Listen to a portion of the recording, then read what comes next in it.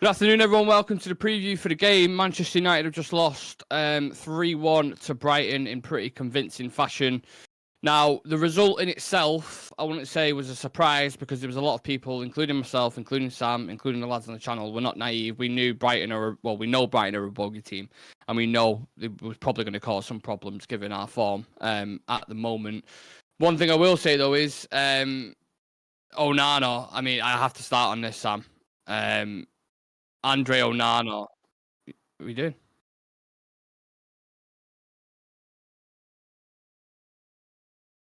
Okay. Right, I'll double check it. Yeah, I'm not sure if you guys can hear Sam or not, but I'll get started on Onana because I think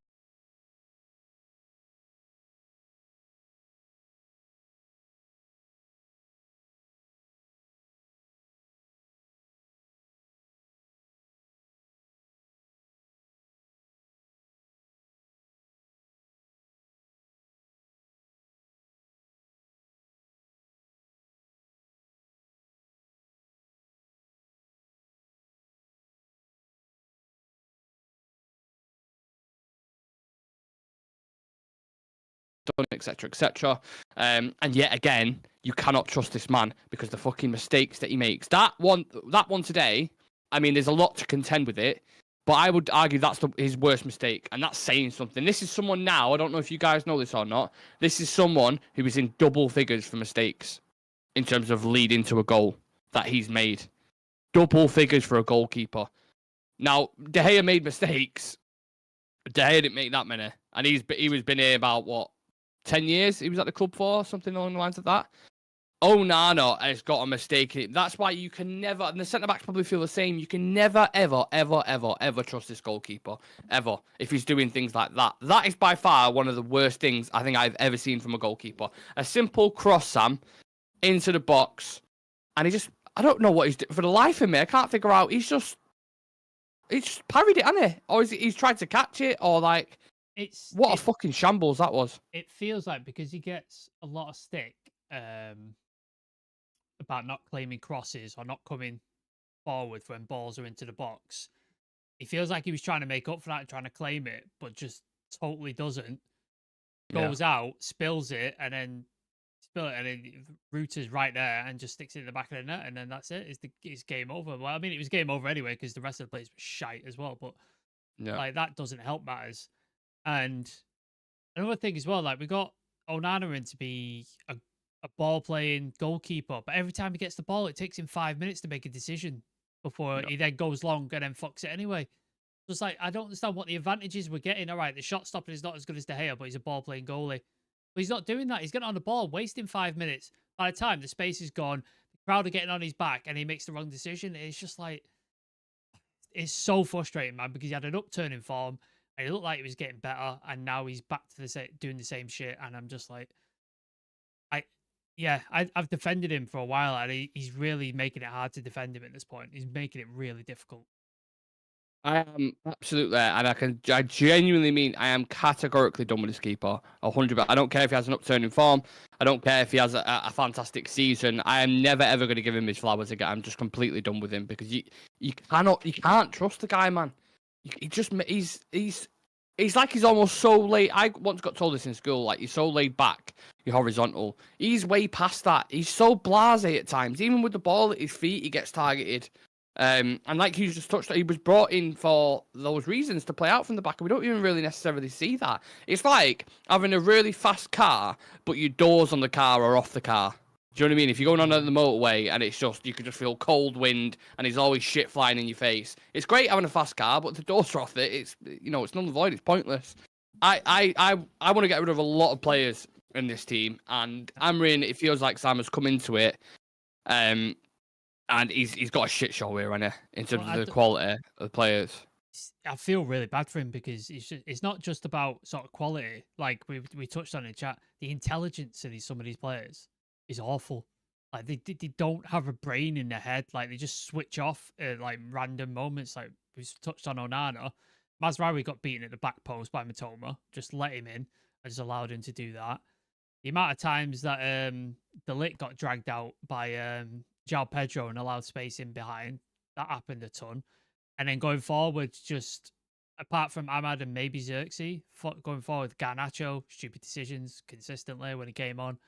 Mainu and Agate don't look right together either. That's all over the place. So it's just like there's so many players where you're just like none of them are performing, and the ones that did come in and start performing, Agate and Mazraoui, they're now falling off. And so it's just like you got Ahmad is the only one, and then when he doesn't score, we don't score. He'll drop off as well soon. Yeah, but when he doesn't score, we don't score. That's it, and that's where we're at. I thought that midfield got absolutely ran through today on multiple occasions. Ugarte Mainu, you saw him come off after 60 minutes. Collier dropping there, Bruno dropping there. That midfield's another one. We're all talking about a left wing back that we desperately need, which we absolutely do. And I'm hoping they do something this January. I'm not going to hold my breath because I know what United are like. But that midfield, you need a midfielder in there desperately. You need like an Edison or a Reinders or someone of that ilk. I love Kobbie Mainoo, but he just really doesn't seem to suit that role at all. I don't know what your thoughts on that, Sam. I don't know if you think maybe he needs time to adapt into there, but I thought he looked like he had lead in his boots today. Like he was running, just getting caught. When people spring on him, like transitional kind of phase, he struggles a lot. It feels like they're both ball carriers, and I just don't think in a double pivot you can have them both be ball carriers. One of them needs to be a strict defensive setup or a run like for space and an attack.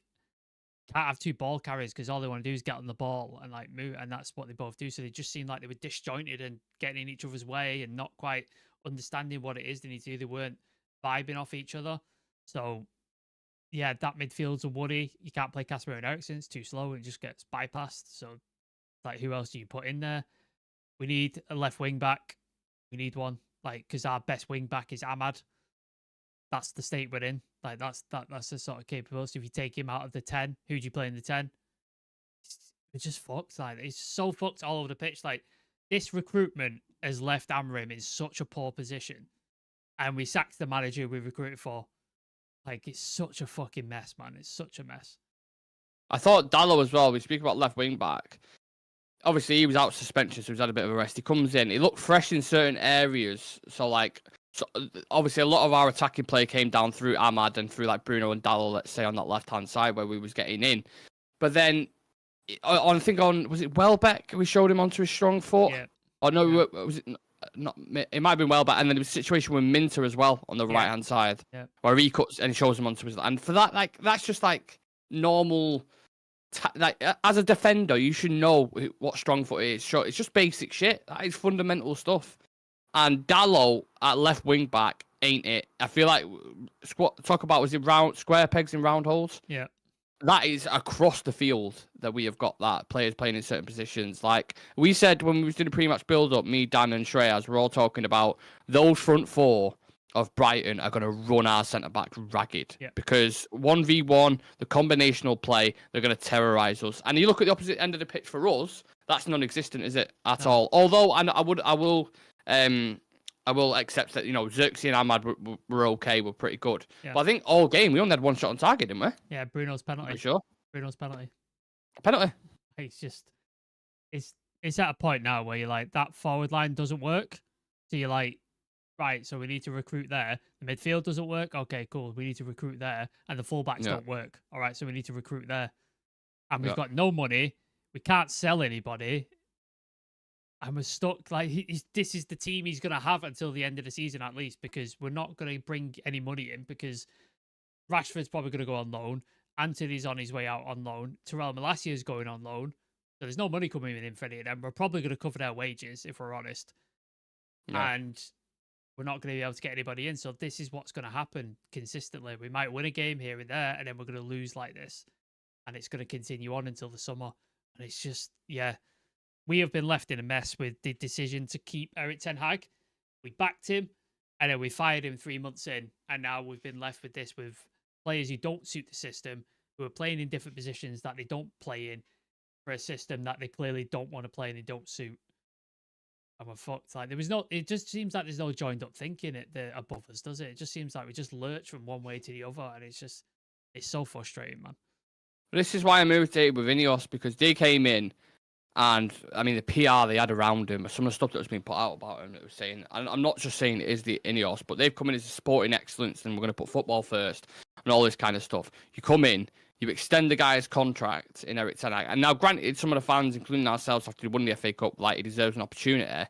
But that's why fans aren't in charge at board level to make these kind of decisions. That's why fans aren't in charge of transfers, because they just go and get, oh, I love this player, go and get him. You make measured decisions, and by doing that, it set us back another season, basically, because you've gone in, you paid 20 million to get rid of him. Everyone knows the financial things that were involved with that. But not only that, you've added a load of players as well. And the players at the minute, they're just so flaky and so fucking... Onana's a prime example of that. Prime example of that. You can't build anything on fucking muddy, muddy foundations. And we've ruined players who are previously good players. Mazraoui came in, was an absolute revelation. We've dragged him down. Knackered, Sam. I know, but we've dragged him down to our level.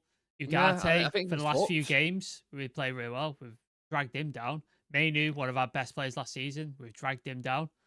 You know what I mean? Like, we just ruin players. Like, I can't. Like, I'm had to be on his way at some point. Like, he'll start the shit game. The fans will turn against him as well. And it's just, I'm so sick of it, man. Like, I really am sick of it. And look, let's not get it twisted. Like, Ineos are definitely to blame for a lot of these. But the reason we're in this position in the first place is because of the Glazers. They have run this club into the ground financially and completely fucked it. So we've got to this point where the Glazers, the Ineos are trying to get some money back into club to inject some life so they can do things. But they're hamstrung by the fact that the Glazers have run it into the ground, spent everything on credit cards, not upkeep the stadium, not upkeep Carrington, not upkeep the sort of transfers and stuff like that, and spent money on players that are no longer at the club and we're still paying for. That's where we're at, and people need to realise, like, I've seen so many people on Twitter, we need to sign players. With what money? This ain't FIFA. This ain't Football Manager. Like, we have no cash. Nothing. We got past PSR by about this much. We're done. Like, you ain't signing players unless you sell. And I don't know if you've seen, but we're not selling any players. Yeah. And even if we bring in a player, it'll be a loan that will have, I don't know, 0.5% on the team going forward. I mean, the majority of people in the chat now, I'm going to get to your comments because there's quite a few of them, and rightfully so, because people are pissed off. But everyone's pretty much written the league off now anyway. The league's done. I think we spoke about it in the group chat as well, saying just put your eggs in all basket with the Europa League. I would, to be honest with you. Even the FA Cup, I think we're going to get knocked out of that eventually if we're playing like this. So the Europa League's probably your only shining light at the minute. Tommy's saying goal threat and intensity. Why is there none unless it's a direct rival? Spot on.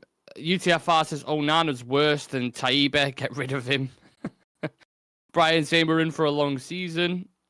Big game player, get Heaton in net, stick that clown in with the stiffs. Get Harrison in the goal from the youth team. Jesus Christ. He can't dive, he can't distribute with his feet, his position is always wrong. Rages me we sold De Gea for him. Like you said, we sold De Gea because we wanted to play out from the back under Ten Hag, and he can't even do that. Can I just say, Onana mistake is, like, unforgivable. It's awful. But we didn't lose that game because of him. Let's just put it that way. We were fucking shit today. He was a big part of it. He cost us a goal, but the whole team was fucking awful, by the way. So let's not put all this on. If it weren't for that mistake, we would have won the game, because we wouldn't. We would have lost that game still. One thing I will say, though, it would have at least, like, give us half a chance. When it's 2-1, you have more belief, don't you? It's like, let's try scrape and equalise us somehow. Just simply not good enough. Red Devil Studio, we didn't lose the game because of Onana's mistake. We lost it because we were crap for 90 minutes. It'll literally be 3 years before we're anywhere close to being able to compete for any trophy. We're lacking squad depth, and this is on Ineos for our struggles. God help us for the rest of the season. Gamer TV, extremely annoying, saying I fucking said we were going to lose. Dallo, Onana, Mazraoui, not a problem, just slow. Ugarte and Maino, don't know what's going on with them. Garner, Anthony, and Hoyland need to be sold. I'm sorry. Civir saying uncomfortable topic, but Amorim has to try and adapt his system to Prem opposition. Our approach leaves us too light up top and too much space in attack and midfield. I get that, but then it's if you do that, Sam, if you start, and then we repeat the same thing that Ten Hag did next season. So Amorim then tries to do, like, Civir, I get what you mean, mate, but I understand it as well. We're kicking the can down the road again. That's what we're doing. It doesn't help matters. I was like, let's set up pragmatically to get through this season, and then we're trying to implement it next season, and then when we come across the same problems, we're gonna, like, it just never ends, does it? I'd like to do a comparison of when, because Tuchel came in at very similar time to what Amorim did. Yeah. With a similar system. Yeah. Obviously, there's different kind of principles involved in it, and Chelsea had completely different kind of profile of players. But I'd like to do a comparison on that and see why Tuchel was so successful in making defensively solid straight away, and why United are so open. Maybe it is just a profile of the players and the individuals that we have, because a lot of them do not suit this, and it's going to be this all the way to the end. Unfortunately, I think that's what it comes down to. Is I think Chelsea's recruitment was better in terms of player profile and stuff like that, and ours is. But he came in mid-season too. Yeah. So he's but not no, but the previous manager. Oh right, I'm with when you. they recruited players, I think they were a better profile of players than the ones we've recruited. Like I just think it is. Yeah, it has to be said. We're in 19th of January at the moment, and there's no talk of any players or anyone coming in. So what I would probably do, there won't be any. Just this is a team going forward. Yep. We have to get used to it as fans. Amorim said before the game, I think it's going to be hard until the end of the season. It's going to be like a roller coaster, didn't he? He said in his pre-match thing. And this is it. This is the dip that we're having. I mean, it's not even a dip, really. Look at our last results. We beat Arsenal in the FA Cup. Well-rated, fantastic performance, especially with 10 men. Sort of, with a kind of a shooter. Yeah. Anfield was fantastic as well. But Southampton, that game for 80 minutes, they were a better team. Shit. They're bottom of the league. Absolute We're lucky we got Spurs, Sam. Because Spurs, mate, are even worse than us at the minute. I wouldn't put it past Spurs beating us, to be honest with you. I really wouldn't. No, I wouldn't. But I'm saying in the table, they've just lost to Everton today, haven't they? 3-1 or 3-2 it might have been, 3-2. I think. And they're below us in the table. That's how bad they've been. Think how shocking we've been. It's lucky we've got them. I think my battery might die, Sam. Just talk to me about the window and what you would do whilst I I mean, we're not going to be able to sell anybody. I think the sort of nearest exits are Anthony to Betis. From what I've read, it's going to be we're covering a portion of his wages. How much that portion is, no idea.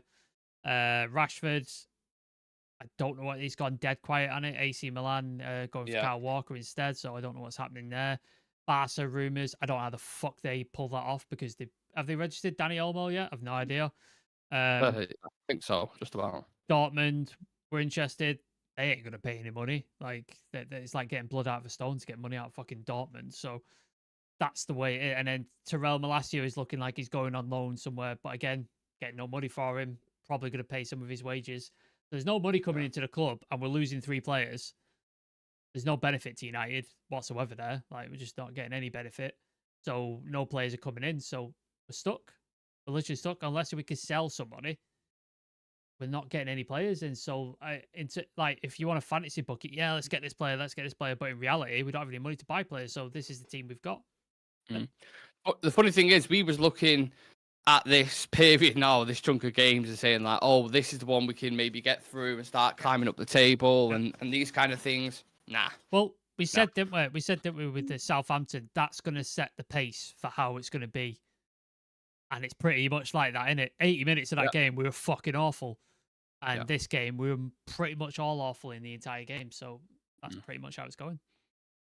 UTFR saying we're in a relegation battle, lads, and it's not looking good. Yeah. Big game player, should have stuck with Ten Hag till the end of the season, then got rid. Simple. I mean, I would have stuck with Ten Hag. I think we'd be further down the table. I'm excited to see Bayern get the next start. He won't. Gabe Panda says the 2 goals are Onana's fault. What Ten Hag has done to this club with this mediocre players are unfixable as a human being. When I see Onana, I want to throw up. I will sell Manu right now. That's quite strong. Why didn't Lissandro start today? Do you know? No, not seeing anything. Was he even on the bench? Can't remember. Let me have a look, because I had it in my pre-match notes. I just want to double check if he was on it. Bayern, Martinez, Malacia, Casemiro, Collier, Ericsson, Anthony, Garnacho, and Højlund. That was on the bench. It's crazy when you think about it. I mean, supposedly how much there were. Players like Højlund, £70 million. Martinez bought for 60. These kind of players. Casemiro bought for 60. None of them can get a kick at the minute, or none of them can find any kind of upturn in form. One of our sort of best players that have come out of the academy is not even in the squad, and he's been exiled too. Yeah, do you know what I mean? So it's just that's the state of the team in a minute. I think, unfortunately, I hate saying it, but we're just going to have to get used to it to the end of the season and see what happens. But even then, this is going to be such a long process. And again, I feel like we say this every 2 years. There's a period like, we build up and then boom. we're done. I do think Amorim, I genuinely believe he is a really, really good coach and he knows what he's talking about. From what I've heard, everybody who speaks about him says he will get it right. If you back him, he will get it right eventually. I didn't hear that under Ten Hag. I never heard like people come out and go, no, if you back him, you'll get it right. And to be fair to Ineos and United, we did back Ten Hag. We did. Yeah. We got the players he asked for, and it didn't work. But hopefully in the summer, if he is backed and he gets the correct players and we get the correct players out, hopefully we can start to turn it around. But he's not turning anything around in this state this season. Like, we're just not. Like, so let's just try and avoid relegation if we can. And let's try and put, like you said, put your focus in the Europa League. That's try avoid relegation, man. Yeah, that's our season this season. That's what we're looking at pretty much. Yeah, the Europa League is quite literally the one I'm holding on to, but it's like because the level of competition you're playing, it's not as good as the Premier League. It just isn't. The majority of 90% of teams that are in there, if you can put on a bit of, it's just the defensive flair. I worry like. Well, goals as well. We can't score goals. Can't score goals either. So it's like either way, we're fucked. The midfield. What was that saying now? Was it you can't defend, can't attack, can't score goals? That was David Moyes. David Moyes said what he said. We need to improve in attack, defence, passing the ball, scoring goals in midfield. And like, that's true. Yeah. All of that is true. Yeah. And that was 10 years ago that we're talking about. Yeah. The midfield needs loads of work. The forwards. And we've spent how much in 10 years? Like billions? Yeah. Like billions of pounds. £2 billion we spent in that period. And we're talking about the exact same things that we was under David Moyes. There are players I look at this and identify like Ahmad, De Ligt, Ugarte. I think I definitely do see players in there, and I think that they can work with and build around. Mazraoui I did love, but I mean he's dropped off the face. I think he is just tired, so I'll throw Maz in there as well. He has been played into the ground, to be fair to him. I think so. Yeah. I think he has.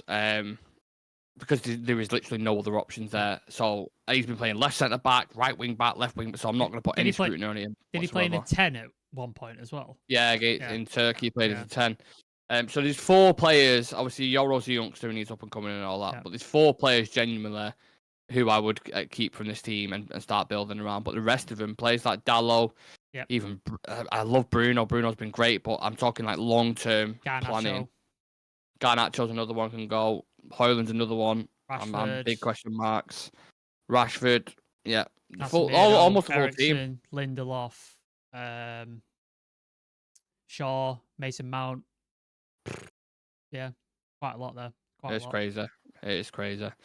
Shreyas, we got Eric Ten Hag an entire 11. No manager has backed like he was. Andy's saying, I'm not sure about the setup in this game. Playing a mid-low block ain't it. Our only goal was high pressing and didn't do it again. Ten Hag needs jail time, says UTFR. We need a left wing back and a right wing back. Dalot needs to be sold to Real. Yeah, I think people kind of got conned a little bit with that performance against Trent in Liverpool because that was really, really good. It's just because Trent's poor defensively. Like that's who he is. Like he's not a great defender. He's great at going forward and his passing ability is fantastic, but defensively he's suspect. And Dalot exposed that. Yeah. So I would argue, but right now we need a goalkeeper. We need a centre back who could play in the channels. We need another midfielder who's a bit more combative and more of an all-rounder. 2 wing backs. In addition, 2 wing backs. We need an attacking player, for that prototype of 10, and you need a clinical striker who's going to score as well. Just the whole team then. There's the spine of the team. Probably going to cost about £500 million to get all of that. We're getting that money where? Where are we getting that money? Yeah, no, we're fucked, aren't we? We're just absolutely fucked.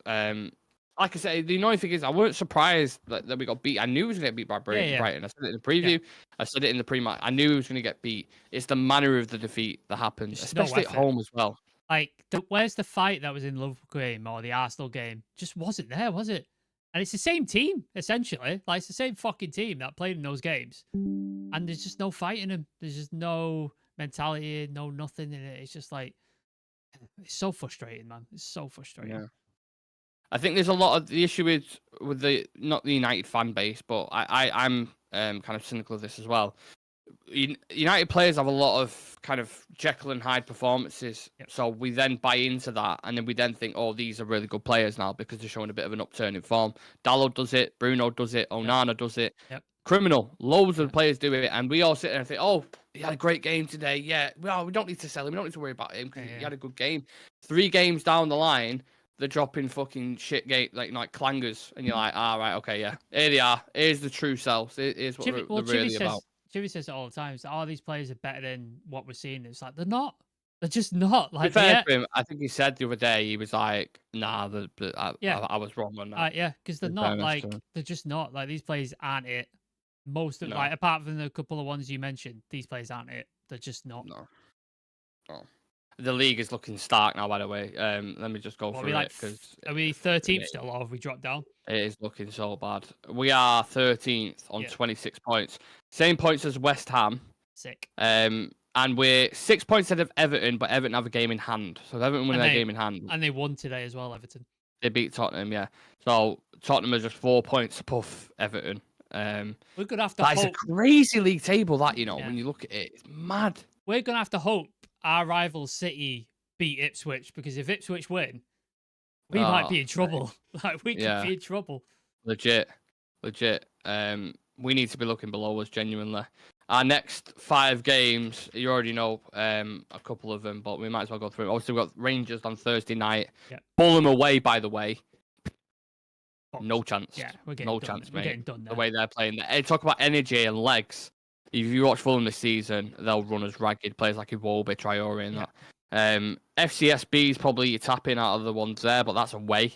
Man United and Palace at home. He's like, that's got a draw. It's got 0-0 written all over it. That's a 0-0 written all over it, absolutely. And then Leicester in the 4th round, and then Tottenham away, which is like that's the 6-pointer, legit the 6-pointer. That we're playing. So I can only just we are going to quite literally drag ourselves to the end of this season, ladies and gentlemen. It's tough. I know. Do you know what my mate's girlfriend was saying to me when I was because I watched it at his house? She was like, "Why do you keep supporting him?" That's what she said to me. And I was like, "Because this is what we're born into, you know." I ask myself every single day. I sit down to watch United. I'm like, "Why am I doing this to myself? I could go do something else." Like, why don't you just go support another team? I was like, "It don't work like that. You can't just do it. You're born into a team. It's like through rain and sunshine, you back them." It's like religion. Like you're in. That's it. You can't leave, or a gang or something. Like what? You can't just one day decide I'm going to be a monk. You know what I mean? Like, you're blood in and you blood out. That's it. Like you're born a United fan and then you die. That's it. You don't get to choose, or you don't get to go to another team. And unfortunately, we've had our glory period when I was growing up, and now we're in this shit. You're lucky because you actually remember some of that glory period. I remember a lot of it. I've got Moscow. That's it to hold on to, like the final, and I was 13, I think, then or something. Shrey has the poor lad. Nothing really. Nothing at all. Nope. You got these fans growing up now in the United period, and like, "Dad, why did you support United?" And he's like, "1 second, let me get we used to be good. We used to be really good. I promise you, we was good." Oh God, what a way to end the preview. Appreciate every single one of you tuning in at difficult times, because I know some people just want to sit in a dark room and just not even think about the game. So yeah, genuinely appreciate everyone tuning in and putting their opinions in there as always. If you can be asked leaving a like on the video, we'd really appreciate that. And subscribe to the channel. How many subs are we on, Sam, currently? I've got this. YouTube. Is that 11,169. Okay, so we're 31 off 11,200. I'm obviously pushing. Next target's 50k, so long way to go. But look, it's we help hit that target by you guys who do hit that subscribe button and like the video and comment. So yeah, again, really appreciate yous. Go have a bath, relax, do whatever, take your mind off it. Have a drink, because you think have a drink potentially, yeah. And me and Sam will catch you guys in the next one. Yeah, appreciate yous. Thank you. Peace.